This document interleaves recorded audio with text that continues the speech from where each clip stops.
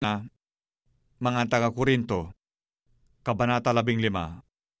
Ngayon ipinatatalastas ko sa inyo, mga kapatid, ang ebanghelyo na sa inyo'y aking ipinangaral, na inyo namang tinanggap, na siya naman inyong pinananatilihan. Sa pamamagitan naman ito'y ligtas kayo kung matyagan ninyong iingatan ang salitang ipinangaral ko sa inyo, maliban na kung kayo'y nagsipanampalataya ng walang kabuluhan. Sapagkat ibinigay ko sa inyo una sa lahat, ang akin namang tinanggap, na si Kristo ay namatay dahil sa ating mga kasalanan, ayon sa mga kasulatan, at siya'y inilibing, at siya'y muling binuhay ng ikatlong araw ayon sa mga kasulatan, at siya'y napakita kay Cephas, at saka sa 12. Pagkatapos ay napakita sa mahigit na 500 kapatid na paminsan, na ang karamihan sa mga ito'y nangabubuhay hanggang ngayon. Datapwat ang mga iba'y nangatulog na.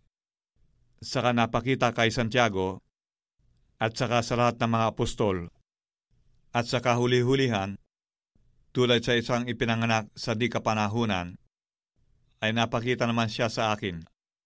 Ako nga ang pinakamaliit sa mga apostol, at hindi ako karapat-dapat na tawaging apostol, sapagkat pinag-usig ko ang iglesia ng Diyos. Datapwat sa pamamagitan ng biyaya ng Diyos, ako nga ay ako, at ang kanyang biyaya na ibinigay sa akin ay hindi nawawala ng kabuluhan. Bagkus ako'y malabis na nagpagal kaysa kanilang lahat. Bagaman hindi ako, kundi ang biyaya ng Diyos na sumasa akin. Maging ako nga o sila, ay gayon ang aming ipinangangaral, at gayon ang inyong sinampalatayanan. Kung si Kristo nga'y ipinangangaral na siya'y muling binuhay sa mga patay, bakit ang ilan sa inyo ay nagsisipagsabi na walang pagkabuhay na maguli ng mga patay? Datapwat, kung walang pagkabuhay na maguli ng mga patay, ay hindi rin nga muling binuhay si Kristo. At kung si Kristo hindi muling binuhay, ay walang kabuluhan nga ang aming pangangaral. Wala rin namang kabuluhan ang inyong pananampalataya.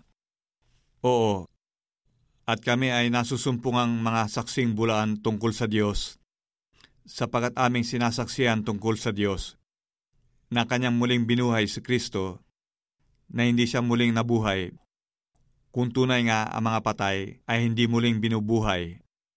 Sapagkat kung hindi muling binubuhay ang mga patay, ay hindi rin nga muling binuhay si Kristo. At kung si Kristo ay hindi muling binuhay, ang inyong pananampalataya ay walang kabuluhan. Kayo'y nasa inyong mga kasalanan pa. Kung gayon nga, ang mga nangatutulog din naman kay Kristo ay pawang nangapahamak. Kung sa buhay lamang na ito tayo magsisiasa kay Kristo, ay tayo sa lahat ng mga tao ang lalong kahabag-habag. Datapwat, si Kristo nga'y muling binuhay sa mga patay, na siya ay naging pangunahing bunga ng nangatutulog. Sapagkat yamang sa pamamagitan ng tao'y dumating ang kamatayan, sa pamamagitan din naman ng tao'y dumating ang pagkabuhay na maguli sa mga patay. Sapagkat kung paanong kay Adam ang lahat ay nangamatay, gayon din naman kay Kristo ang lahat ay bubuhayin. Datapwat, ang bawat isa'y sa kanyang sariling katayuan, si Kristo ang pangunahing bunga, pagkatapos ay ang mga kay Kristo sa kanyang pagparito. Kung magkagayoy, darating ang wakas, pagka ibibigay na niya ang kaharian sa Diyos, sa makatwid bagay sa Ama. Pagkalilipulin na niya ang lahat ng paghahari, at lahat ng kapamahalaan at kapangyarihan, sapagkat kinakailangan siya ay maghari hanggang mailagay na niya sa ilalim ng kanyang mga talampakan ang lahat niyang mga kaaway. Ang kahuli-hulihang kaaway na lilipulin ay ang kamatayan, sapagkat kanyang pinasuko ang lahat ng mga bagay sa ilalim ng kanyang paa. Datapwat, kung sinasabi, ang lahat ng mga bagay ay pinasuko, ay maliwanag na itinanggi yaong nagpasuko ng lahat ng mga bagay sa kanya. At kung ang lahat ng mga bagay ay mapasuko na sa kanya, kung magkagayoy, ang anak rin ay pasusukuin naman sa nagpasuko ng lahat ng mga bagay sa kanya, upang ang Diyos ay maging lahat sa lahat. Sa ibang paraan, Anong gagawin ng mga binabautismuhan dahil sa mga patay? Kung ang mga patay ay tunay na hindi muling binubuhay, bakit nga sila'y binabautismuhan dahil sa kanila? Bakit ba naman tayo nanganganib bawat oras? Ipinahahayag ko alang-alang sa ikaluluwalhati ninyo, mga kapatid, na taglay ko kay Kristo Jesus na Panginoon natin na araw-araw ay nasa panganib ng kamatayan ako. Kung ako'y nakipagbaka sa Epeso laban sa mga ganid, ayon sa kaugalian ng tao, ano ang pakikinabangin ko? Kung ang mga patay ay hindi muling binubuhay, magsikain at magsiinom tayo, yamang bukas tayo mga mamatay. Huwag kayong padaya. Ang masasamang kasama ay sumisira ng magagandang ugali. Gumising kayo ng ayon sa katwiran at huwag mangagkasala, sapagkat may mga ibang walang pagkakilala sa Diyos. Sinasabi ko ito upang kayo'y kilusin sa kahihiyan. Datapwat, sasabihin ng iba, paanong muling bubuhayin ang mga patay? At anong anyo ng katawan ang ipaparito nila? Ikaw namang mang, ang inyong inihahasig ay hindi binubuhay maliban akong mamatay. At ang inyong inihahasig ay hindi mo inihahasig ang katawang lilitaw, kundi ang butil lamang, na marahil ay trigo o ibang bagay. Datapwat, ang Diyos ay nagbibigay ng katawan dito ayon sa kanyang minagaling, at sa bawat binhi ay ang sariling katawan. Hindi ang lahat ng laman ay magkasing isang laman, kundi may laman sa mga tao, at ibang laman sa mga hayop, at ibang laman sa mga ibon, at ibang laman sa mga isda. Mayroon naman tayong katawan ukol sa langit, at mga katawang ukol sa lupa. Datapwat, iba ang kaluwalhatian ng ukol sa langit, at iba ang ukol sa lupa. Iba ang kaluwalhatian ng araw, at iba ang kaluwalhatian ng buwan, at iba ang kaluwalhatian ng mga bituin, sapagkat ang isang bituin ay naiiba sa ibang bituin sa kaluwalhatian. Gayon din naman ang pagkabuhay na maguli ng mga patay. Itinatanim na may kasiraan, binubuhay na maguli ng walang kasiraan. Itinatanim na may pagkasiphayo, binubuhay na maguli na may kaluwalhatian. Itinatanim na may kahinaan, binubuhay na maguli na may kapangyarihan. Itinatanim na may katawang ukol sa lupa, binubuhay na maguli na katawang ukol sa espiritu.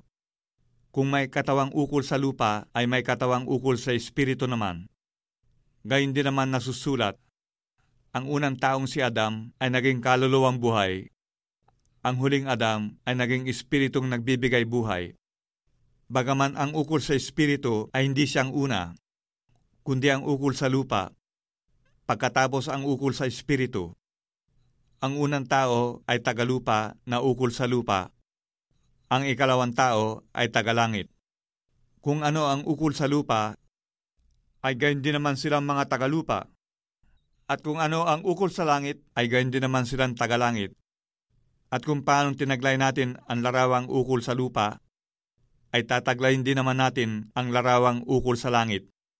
Sinasabi ko nga ito, mga kapatid, na ang laman at ang dugo ay hindi makapagmamana ng kaharian ng Diyos, ni ang kasiraan ay magmamana ng walang kasiraan. Narito, sinasaysay ko sa inyo ang isang hiwaga. Hindi tayong lahat ay mga tutulog, ngunit tayong lahat ay babaguhin. Sa isang sandali, sa isang kislap mata, sa huling pagtunog ng pakakak, sapagkat tutunog ang pakakak, at ang mga patay ay mga bubuhay na maguli na walang kasiraan, at tayo'y babaguhin. Sapagkat kinakailangan na itong may kasiraan ay magbihis ng walang kasiraan, at itong may kamatayan ay magbihis ng walang kamatayan. Datapwat, pagka itong may kasiraan ay mabihisan ng walang kasiraan, at itong may kamatayan ay mabihisan ng walang kamatayan. Kung magkakagayon ay mangyayari ang wikang nasusulat, nilamon ng pagtatagumpay ang kamatayan. Saan naroon, o kamatayan, ang iyong pagtatagumpay? Saan naroon, o kamatayan, ang iyong tibo?